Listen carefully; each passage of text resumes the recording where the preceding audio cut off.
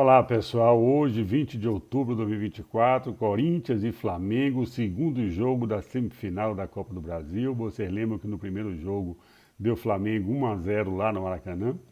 O Flamengo jogava pelo empate para fazer a grande final contra o Atlético de Minas, que ontem despachou o Vasco da Gama ao empatar de 1-1, visto que havia ganho o primeiro jogo em Belo Horizonte por 2-1. O Corinthians teve como grande desfalque o Memphis Depay, que não foi inscrito para a Copa do Brasil. Por outro lado, o Flamengo com outro grande desfalque, o centroavante Pedro, já contundido há alguns dias. Então, nos primeiros 10, 15 minutos, um jogo muito disputado, truncado. O juiz, o senhor Anderson Daronco, marcando tudo e algo mais. Mas ainda assim, aos 9 minutos, saiu o gol do Flamengo. O Alexandro completando um cruzamento, um lançamento do Arrascaeta após cobrança de falta lateral. Mas o VAR, olha ele aí, invalidou o gol após traçar as linhas. No final das contas, foi um gol bem invalidado. A partir do 20º minuto, o jogo ficou mais solto. O Flamengo procurando valorizar a posse de bola, jogava pelo empate, né, amigo? Então, jogando pelo empate, tentou administrar, tentou valorizar a posse de bola, isso até o minuto 27, até o 27º minuto. Por quê? Porque ia acontecer um lance que mudou o cenário do jogo. A expulsão do Bruno Henrique. Bruno Henrique, não dá para fazer um lance daquele, né, amigo? De forma inconsequente, você meter o pezão na cara do Mateuzinho, que foi seu companheiro no Flamengo muito tempo. Não teve intenção, não teve maldade. Não teve, mas o lance ocorreu. Foi um lance perigoso que tirou o sangue do Mateuzinho. Ele continuou em campo, mas foi ferido. E o juiz, de forma correta, o expulsou imediatamente, cartão vermelho direto e injusto, sem apelação para o VAR. Atitude correta do Anderson Daronco. Imediatamente, no momento da expulsão, o Felipe Luiz foi esperto, sacou o Gabriel Barbosa e reforçou a zaga. Colocou o Fabrício Nunes. Aí o Flamengo passou a jogar com 3 zagueiros. Além de jogar com os 3 zagueiros, ele reteve os laterais, tanto o Hélio pela direita quanto o Alexandro pela esquerda. Eles não passavam no meio de campo no primeiro tempo e deixou a cargo do Arrascaeta, do Gerson e do De La Cruz a função de criação e do ataque. Mesmo assim, o De La Cruz lá atrás também ajudando a marcar. Resultado, pressão do Corinthians, claro, mas uma pressão estéril. O Corinthians estava jogando no seu campo, precisava vencer, tinha perdido o primeiro jogo de 1-0, a torcida estava em cima, estádio lotado, pressionando o Flamengo. O Corinthians tinha que ir para cima, e foi. Via-se um Corinthians com muita vontade, mas pouca inspiração. O Rodrigo Garro até tentava, mas contava com a pouca colaboração do Thales Magno e dos 2 laterais, tanto o Matheus Bidu pela direita, que foi pouco efetivo no primeiro tempo, quanto o Mateuzinho pela esquerda, esse pela direita.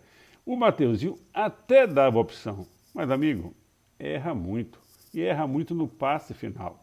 Ou ele tem o cruzamento bloqueado, na maioria das vezes, ou quando ele consegue cruzar, ele cruza em balãozinho, facilitando a defesa ou a vida do Agostinho Rossi, o goleiro do Flamengo. O Ângelo Romero esteve sempre muito bem marcado e o Yuri Alberto dava pouca opção no primeiro tempo, atuando no meio dos 3 zagueiros do Flamengo ali, ficava encaixotado e não conseguia sair. Resultado do primeiro tempo, 54% de posse de bola para o Corinthians, mas apenas 4 finalizações para 2 defesas fáceis do Rossi. Resultado, 0-0. No intervalo, o Corinthians fez 2 modificações.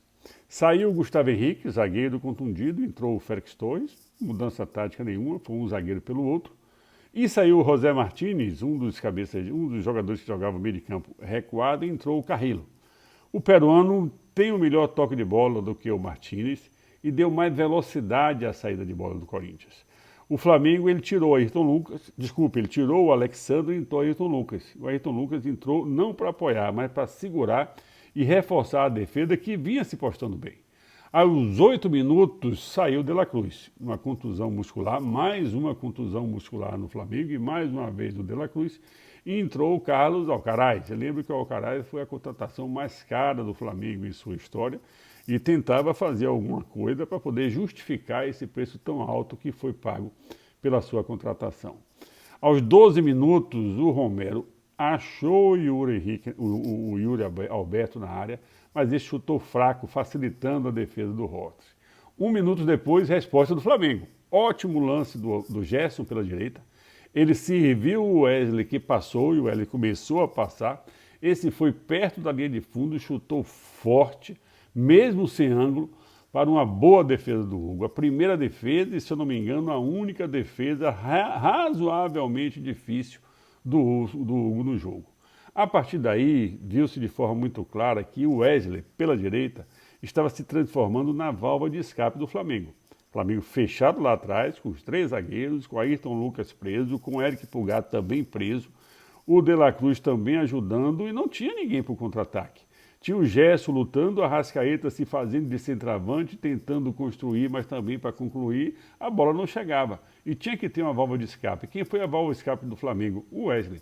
E o Wesley combinava muito bem com o Gerson pela direita. Um jogo bom, um jogo bem disputado, um jogo leal, fora aquele lance do Bruno Henrique que gerou a sua expulsão. Um jogo leal, apesar da semifinal, com cara de final. Aos 15 minutos, a grande chance do Corinthians no jogo. O Matheus Bidu lançou o Yuri Alberto. Ele dominou no peito, já dentro da grande área, e matou no peito com estilo, bateu forte, de bate-pronto, para uma ótima defesa do Rossi, na minha opinião, a defesa do jogo. Yuri Alberto, um time grande como o Corinthians, com todo o respeito que eu tenho a você, um time grande como o Corinthians merece um centroavante matador, amigo. E um centroavante matador e resolutivo, principalmente nos grandes jogos. E especialmente, Roberto, nos jogos decisivos. Não basta fazer gol em jogos de menor importância ou naqueles momentos que o time já está ganhando de 2, 3-0, você vai lá, faz 1, 2, 3 gols. Centroavante que fica na história dos grandes times, Roberto, é aquele que aparece nos jogos finais, nos jogos decisivos para as pretensões do clube. Enfim, você teve a oportunidade e você não aproveitou. Aos 23 minutos, o Ramon Dias tentou de tudo. Tirou um dos cabeças de área, o segundo, né, que o primeiro já tinha saído, o Chaves. Ele tirou o Chaves, colocou o Coronado, para dar mais velocidade, para dar mais agressividade ao Corinthians.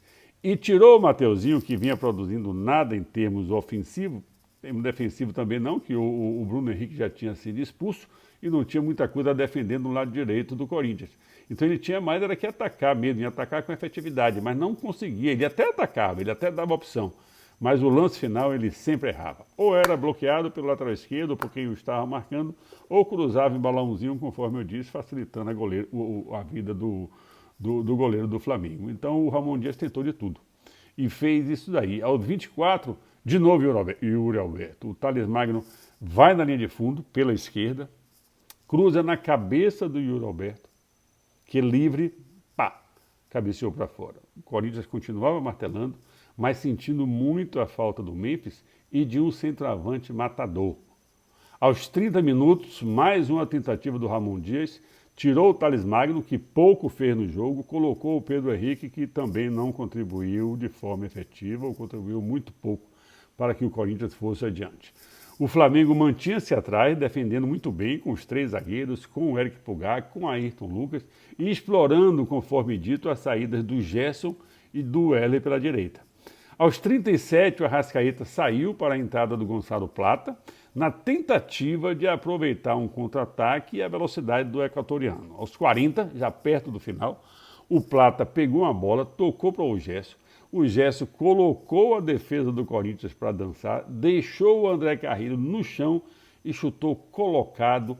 A bola, por capricho, foi para fora, mas daqui para nós, pela beleza, pela plasticidade do lance, a bola merecia entrar. 2 minutos depois, a resposta do Corinthians, e que jogada! Giovani, que entrou bem, no lugar do Mateuzinho. O Giovani passou por 2 pela direita, cortou para o meio e bateu forte para mais uma boa defesa do Rossi. Chegou aos 45, o Daronco, o seu árbitro do jogo, deu 6 minutos de acréscimo. Eu achei que foi pouco. Cabia mais, né, Daronco? Foram 10 substituições, fora as jogadas truncadas, as paralisações. 6 minutos foi pouco, podia ser um pouco mais. O Corinthians continuou martelando, o Flamengo se defendendo com competência. Aos 48 minutos, a última chance do Corinthians. Giovani fez um passe longo para a área, o Romero se esticou o máximo que pôde, mas não conseguiu alcançar a bola. O Flamengo se segurou na defesa e conseguiu manter o 0-0 até o apito final. Bom jogo, jogo movimentado, gostei. O Ramon Dias, justiça seja feita, tentou de tudo, mas o ataque do Corinthians foi estéril, enfrentando uma defesa muito bem postada por Felipe Luiz. Parabéns, Felipe, você quando perdeu o Bruno Henrique. Eu achei até que havia tido uma precipitação de sua parte ao fazer imediatamente a substituição, sacando o Gabriel Barbosa e colocando o terceiro zagueiro, mas você mostrou e provou para a torcida do Flamengo, principalmente, e para o Brasil inteiro, que você estava certo, deu sorte também e conseguiu segurar lá atrás o 0-0, que era interessante e que classificou. No final, 59% de posse de bola para o Flamengo, para o Corinthians, melhor dizendo, contra 41% de posse de bola para o Flamengo, e 14 finalizações do Corinthians contra apenas 5 finalizações do Flamengo. Mas dessas 14 finalizações do Corinthians, de fato, com real perigo de gol, aquele chute do Yuri Alberto, que dominou do peito, entrou na área e bateu no bate-pronto para uma ótima defesa desse bom goleiro Rossi do Flamengo. Na minha opinião, o melhor em campo pelo Flamengo, o Gerson, seguido muito de perto pelo Wesley pela direita e pelo goleiro Rossi, embora todo o time tivesse um bom desempenho, principalmente para dar um reforço após a expulsão do Bruno Henrique, se fechando bem na defesa, poucas opções de contra-ataque, mas foi o jogo que se teve. No Corinthians, o Garro, que é um ótimo jogador, mostrando muita movimentação, mas os companheiros não contribuíram para definir as jogadas. O Mateuzinho muito fraco e o Yuri Alberto, o centroavante, como eu já disse, estéril como centroavante nesse jogo de hoje. Um público de quase 47 mil pessoas na Neoquímica Arena. E agora vamos esperar a grande final. 2 jogos entre o Flamengo e o Atlético de Minas. Será nos dias 3, os 2 jogos serão no dia 3 e dia 10 de novembro. Felizmente, na minha opinião, num dia de domingo, 4 da tarde, que eu vejo como o dia ideal para o torcedor brasileiro. Tanto aquele que vai ao estádio, isso sim é horário de jogo, não o jogo 9h30 da noite para terminar 11h30, meia-noite, em cidades que têm dificuldade de trânsito, que têm dificuldade com a segurança. É uma perversidade com o torcedor brasileiro. Vamos ver então o que nos espera na história dos jogos. Essa é a nossa opinião, salvo o melhor juízo. Até a próxima.